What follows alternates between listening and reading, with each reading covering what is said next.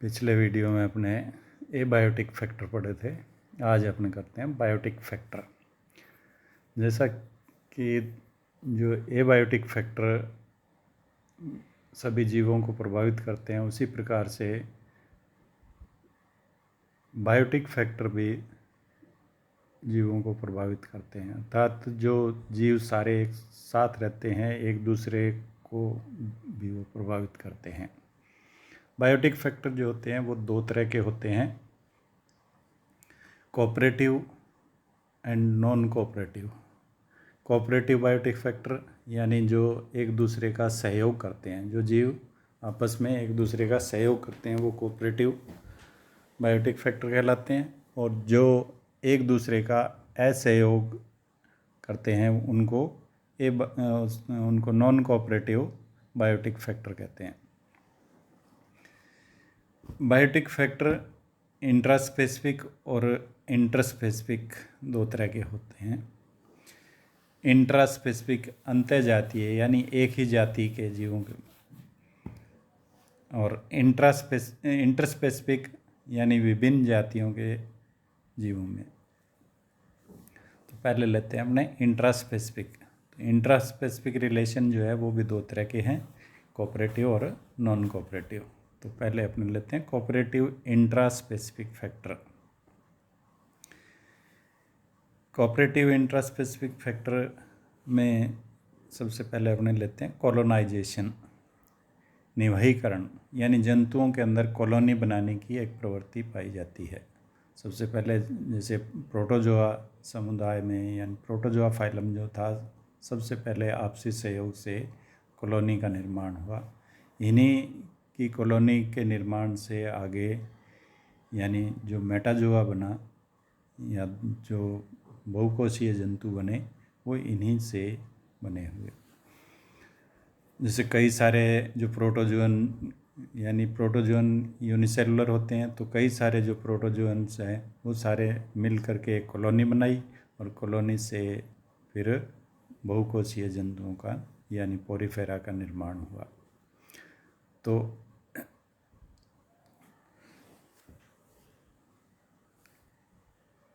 जो कॉलोनाइजेशन की क्रिया है, इससे केवल ये नहीं है कि कुछ जाति को ही फायदा हो, इससे सभी जीव जगत का जो है वो अद्भुत विकास करने में एक अति महत्वपूर्ण जैविक कारक की भूमिका का निर्वहन किया है। दूसरा है एग्रीगेशन, समूहीकरण, यानी जंतुओं के अंदर एक समूह बनाने की प्रवृत्ति पाई जाती है। ये समूह अलग अलग कार्यों के लिए बनाया जा सकता है। जैसे कुछ जंतु सुरक्षा के लिए बनाते हैं, कुछ जंतु किसी विपरीत परिस्थिति से निपटने के लिए बनाते हैं, या कुछ प्रजनन के लिए बनाते हैं। तो वो अलग अलग कार्यों के लिए ये समूह बनाए जाते हैं। जैसे एग्जाम्पल के रूप में जो आपने देखा होगा, सुना होगा कि जंगल के अंदर जो भैंसें होते हैं वो एक बहुत बड़े समूह के रूप में रहते हैं, तो जिससे कि वो अपनी सुरक्षा सुनिश्चित कर लेते हैं कि इकट्ठे झुंड के रूप में रहते हैं, तो जल्दी से दूसरा कोई जो हिंसक जंतु है वो उनको नष्ट नहीं कर सकता है। इस प्रकार से बहुत सारे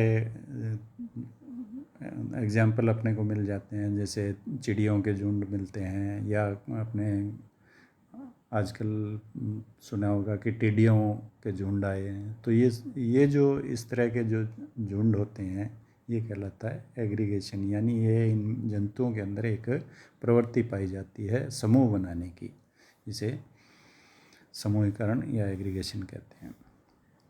तीसरा आता है सोसाइटी फॉर्मेशन, सामाजिक संगठन। जंतुओं का ये भी एक गुण है कि वो एक सोसाइटी का निर्माण करते हैं अपने। जैसे आपने देखा होगा कि चींटियों के अंदर या दीमक के अंदर एक या मक्खियों के मधुमक्खी के अंदर एक सोसाइटी का निर्माण किया जाता है। उसमें रानी, राजा, सैनिक, वो सब अलग अलग होते हैं, उनके सब के काम अलग अलग डिवाइडेड होते हैं। तो इस तरह से एक सोसाइटी का निर्माण करते हैं, और सोसाइटी का निर्माण करके वो अपने पूरा उस ग्रुप का या उस पॉपुलेशन का पूरे का उत्थान करते हैं। नेक्स्ट आता है पेरेंटल केयर या पैतृक संरक्षण। जंतुओं में पैतृक संरक्षण का गुण सभी में समान रूप से नहीं पाया जाता। जो सूक्ष्मदर्शी जंतु होते हैं उनके अंदर यह गुण का अभाव होता है। जैसे जैसे जैसे जंतुओं का आकार बढ़ता जाता है उनमें पेरेंटल केयर की प्रवृत्ति जो है वो उत्पन्न होती जाती है। सबसे अधिक जो है वो पक्षियों में और मैमल्स के अंदर पाया जाता है।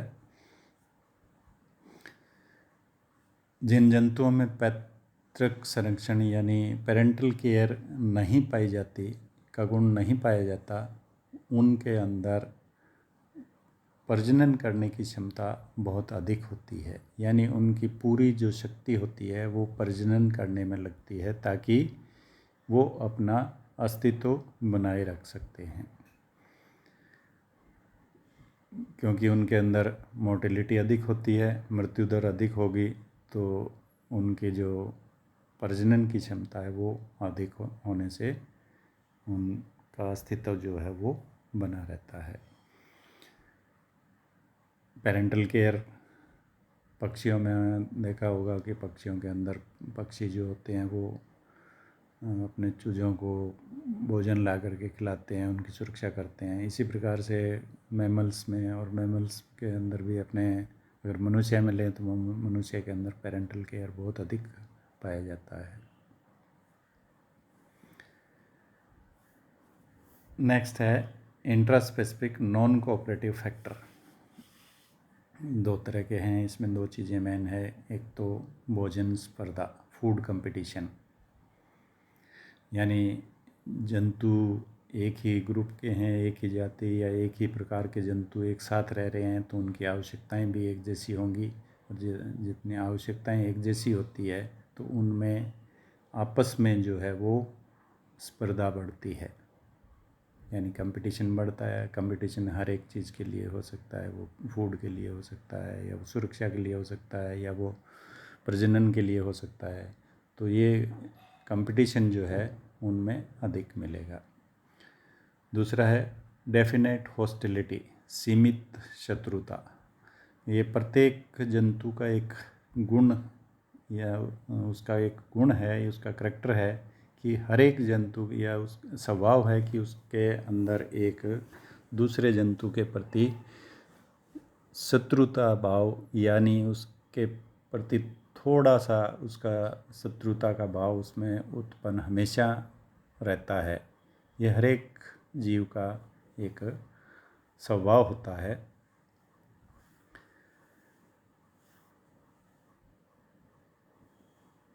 जिनमें समूहीकरण और निवीकरण अधिक होता है उनका वितरण व जनसंख्या घनत्व भी अपेक्षाकृत अधिक होता है। और इसके विपरीत सीमित शत्रुता अधिक होने पर संबंधित जातियों के वितरण व जनसंख्या घनत्व पर विपरीत प्रभाव पड़ता है।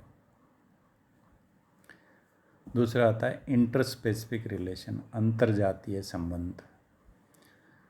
यानी दो या दो से अधिक जातियाँ एक ही साथ एक स्थान पर रहती है तो उनमें आपस में किस तरह के वो जो सहयोग या किस तरह के जो एक दूसरे पर एक प्रभाव पड़ता है कारकों का, ये भी दो तरह के होते हैं, कोऑपरेटिव और नॉन कोऑपरेटिव। तो cooperative interspecific factor and non cooperative interspecific factor. पहले लेते हैं कोऑपरेटिव इंटरस्पेसिफिक फैक्टर। इसमें आता है सिम्बायोसिस। सिम्बायोसिस क्या है कि दो जीवों का आपस में या दो जातियों का एक स्थान पर साथ रहते हुए एक दूसरे को फ़ायदा पहुंचाना, एक दूसरे को लाभ पहुंचाना, किसी को हानि नहीं पहुंचाना, इस तरह से वो दो या अधिक जातियाँ एक साथ मिल करके रहती है तो वो कहलाता है सिम्बायोसिस। सिम्बायोसिस दो तरह की है, mutualism and commensalism. Mutualism mutualism क्या है कि दो जंतु जब एक साथ रहते हैं तो दोनों एक दूसरे को लाभ पहुंचाते हैं, हानि कोई नहीं देता है, दोनों एक दूसरे को लाभ देते हैं और इस तरह से वो दोनों एक साथ रहते हुए जीवन व्यतीत करते हैं। म्यूचुअलिज्म दो तरह की होती है, obligatory mutualism and facultative mutualism. Obligatory mutualism यानी अविकल्पी, जिसका कोई विकल्प नहीं है। इसमें यह है कि दोनों जीव जो साथ रहते हैं वो जब तक साथ हैं तब तक वो अस्तित्व बना हुआ है उनका। जब वो अलग हो जाते हैं तो उनका दोनों का या दोनों में से किसी एक का अस्तित्व जो है वो खतरे में हो जाता है। एग्जाम्पल के रूप में अपने लेते हैं कि जो लेग्यूमिनेसी कुल के जो पौधे होते हैं उनकी जड़ों के अंदर, यानी मटर कुल के पौधों की जड़ों के अंदर जो बैक्टीरिया पाए जाते हैं जो कि नाइट्रोजन फिक्सिंग का काम करते हैं, तो ये बैक्टीरिया पौधों को नाइट्रोजन फिक्सेशन करके देते हैं, यानी पौधों को एक तरह से नाइट्रोजन प्राप्त होती है उर्वरक के रूप में, और पौधों से ये अपना भोजन प्राप्त करते हैं। तो इस तरह से दोनों एक दूसरे का सहयोग करते हैं। परंतु जब इनको जड़ों से अलग कर दिया जाता है तो बैक्टीरिया नष्ट हो जाते हैं। तो इस प्रकार का जो इनका संबंध है वो कहलाता है ऑब्लिगेटरी म्यूचुअलिज्म। दूसरा आता है फैकल्टेटिव म्यूचुअलिज्म। फैकल्टेटिव म्यूचुअलिज्म का मतलब ये है कि दोनों आपस में सहयोग से रहते हैं, एक दूसरे का सहयोग करते हैं, परंतु ये सहयोग फिक्स नहीं होता है, लंबे समय तक नहीं होता है, कुछ समय के लिए होता है, टेम्परेरी होता है। जैसे एग्जाम्पल के रूप में अपने मवेशी जो होते हैं, गाय भैंस है, इनके ऊपर अनेक छोटे कीड़े लगे होते हैं। इन कीड़ों को खाने के लिए पक्षी, कौवा है या चिड़िया है, वो इनके शरीर पर बैठ जाते हैं और वो इनको कीड़ों को खाते रहते हैं, और मवेशी भी आराम से वहाँ पर बैठे रहते हैं जो उनको कुछ नहीं कहते। तो इस तरह से मवेशियों को कीड़ों से छुटकारा मिल जाता है और पक्षियों को उनसे भोजन प्राप्त होता है। तो दोनों का जो संबंध है वो एक दूसरे को सहयोग करने वाला होता है, नुकसान किसी को नहीं हो रहा है, दोनों एक दूसरे को फ़ायदा पहुंचा रहे हैं। परंतु जब दोनों अलग हो जाते हैं तो किसी के जीवन पर कोई संकट नहीं आता है। तो ये कहलाता है फैकल्टेटिव म्यूचुअलिज्म। दूसरा आता है कमेंसिलिज्म। कमेंसिलिज्म में ये होता है कि दो जाति जब दो जीव एक साथ रहते हैं, दो जातियों के अलग अलग जातियों के दो जीव जब साथ रहते हैं तो उनमें से एक को फ़ायदा होता है, दूसरे को न फ़ायदा होता है न नुकसान होता है, यानी किसी प्रकार का कोई लाभ नहीं है, कोई नुकसान नहीं है। एक को लाभ होगा, एक को न लाभ होगा न हानि होगी। तो इस प्रकार का जो संबंध है वो कहलाता है कमेंसिलिज्म।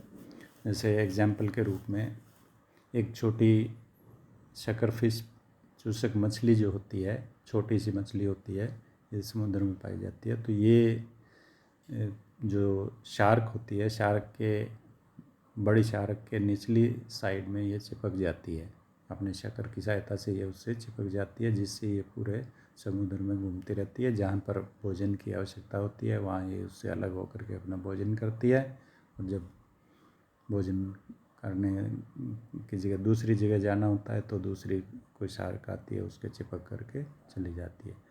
तो इससे इसको अलग अलग जगह घूम करके अपना भोजन प्राप्त होता है, परंतु शार्क को न तो कोई लाभ हो रहा है न उससे कोई हानि हो रही है। शार्क का शरीर इतना बड़ा होता है कि उसमें इस छोटी सी फिश का उसको पता भी नहीं लगता। तो इस तरह का जो संबंध है वो कहलाता है कमेंसिलिज्म। दूसरे आते हैं नॉन कोऑपरेटिव फैक्टर्स, एंटागोनिज्म, यानी भिन्न जातियों के जो प्राणी हैं उनमें आपस में एक दूसरे का विरोध। दो प्राणी जब साथ रहते हैं तो जिनमें एक या दोनों प्राणियों को एक दूसरे से कोई लाभ न हो करके हानि होती है, तो इस प्रकार का संबंध जो है वो एंटागोनिज्म या विरोध कहलाता है। ये 4 प्रकार के होते हैं: antibiosis, predation, parasitism and competition.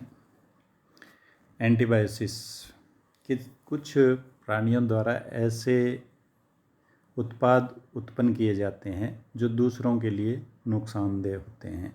जैसे पेनिसिलिन एक फंगस है जो कि स्ट्रेप्टोमाइसिन उत्पन्न करती है, और स्ट्रेप्टोमाइसिन जो है बैक्टीरिया को नष्ट कर देते हैं। इस प्रकार से एक ब्लू ग्रीन एल्गी है माइक्रोसिस्टिस। माइक्रोसिस्टिस जो है तालाबों के अंदर एक विषैला पदार्थ उत्पन्न करती है, जिस हाइड्रोक्सिलामीन, जो कि मछलियों के लिए हानिकारक होता है। तो इस प्रकार का संबंध कि एक जीव के द्वारा उत्पन्न जो पदार्थ होता है वो दूसरे जीवों को नुकसान पहुंचाता है, यह एंटीबायोसिस कहलाता है। प्रीडेशन कि कुछ जंतु भोजन के लिए अन्य जंतुओं को मार कर खाते हैं या वो उनको नुकसान पहुंचाते हैं, तो इस तरह का जो है वो प्रीडेशन कहलाता है।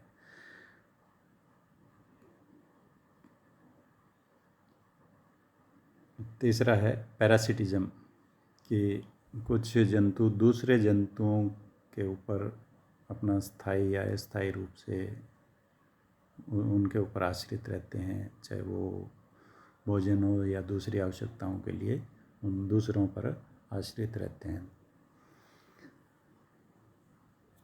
पैरासाइट्स जो है वो 2 प्रकार के होते हैं, एक्टोपैरासाइट और एंडोपैरासाइट। एक्टोपैरासाइट जो कि शरीर के बाहरी भागों पर या बाहरी आवरण पर चिपके रहते हैं वो एक्टोपैरासाइट कहलाते हैं। जैसे मच्छर है, जूं है, खटमल, जोंक आदि, ये एक्टोपैरासाइट्स होते हैं। एंडोपैरासाइट जो शरीर के भीतरी भागों या अंगों के अंदर, जैसे देह हुआ है, लीवर है, रुधिर संस्थान है, इनके अंदर जो है वो ये पैरासाइट्स के अंदर के रूप में पाए जाते हैं। जैसे टैपवर्म है, मलेरिया पैरासाइट है, एंटामीबा है, इस तरह के ये जो एंडोपैरासाइट्स कहलाते हैं।